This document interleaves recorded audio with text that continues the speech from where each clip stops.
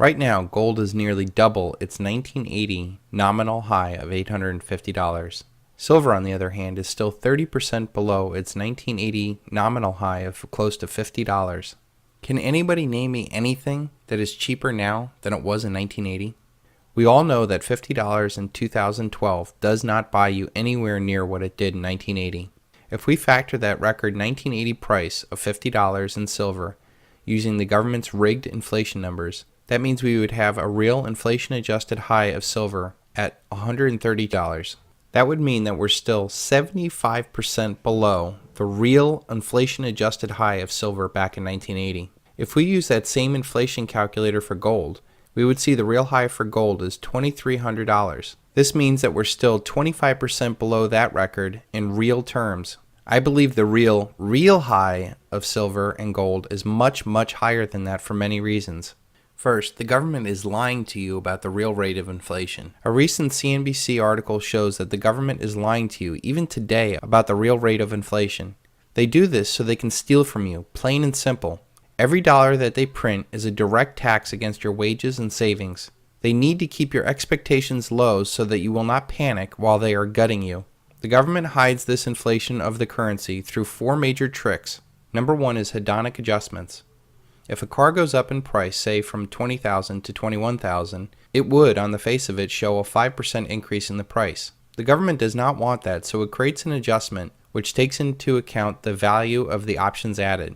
They arbitrarily create a dollar figure of value of, say, a better standard radio, better tires, lumbar support, upgraded cloth seats, and a dual exhaust. The government can say that that added $1,500 worth of value to that car. So when calculating for inflation, the price of the car went down 2.5% to $19,500. It does not matter if you don't want, need, or even value those options. The price goes up for you and down for the government. A trick corporations use is to say a 12-ounce can of soda is $1, and through smaller cans they are now 10 ounces and still charge you $1. You lose 17% of your soda, which costs more per ounce. The government says it's still a can of soda and it's the same price, so no inflation. Presto. The second trick they use is substitution. If inflation cannot be tamed through hedonics, they simply substitute a product in the basket with a less expensive product. Say the original basket of goods had filet mignon in it, and it went up from $9 to $10 a pound. They can simply substitute it with porterhouse steak at, say, $6 a pound, and actually say that inflation went down to eat meat. They can then substitute that with ground beef, chicken, pork, or even dog food. The very fact that people would substitute a higher product for a lesser one because of cost is clear evidence of inflation, and yet they use it to understate it. If housing remains too expensive, they use rental rates. Remember, it's all about containing your expectations. The third trick they use is weighting. When that does not work, the government changes the weighting of a hotter category with a lesser one. For example, healthcare and education are notorious for rising costs. They make up 20% of the economy. And for the CPI, the government might only weigh it as 15%, lessening the effect of the overall number. Or they might weigh certain regions of the country more than others.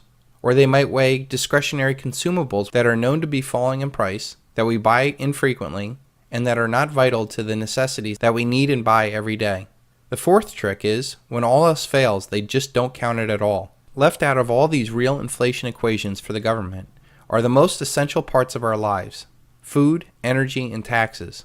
I don't know about you, but these three things are the things that I care about most in my budget. In addition to these internal tools, the government can export inflation by sending money overseas so it never hits our economy.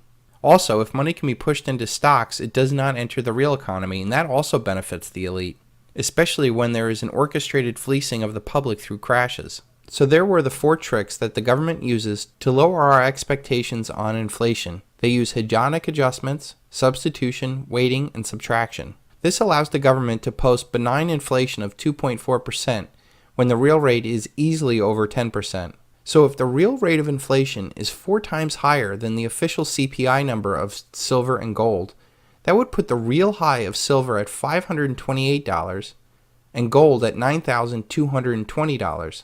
This is a much more realistic number because the money supply in the United States has been vastly increased since 1980. Using the broad component of M2, there is approximately 10 times the amount of money in the economy. So if silver was at close to $50 in 1980 times, 10 times more dollars in circulation would mean that silver is close to $500, and gold should be close to $8,500.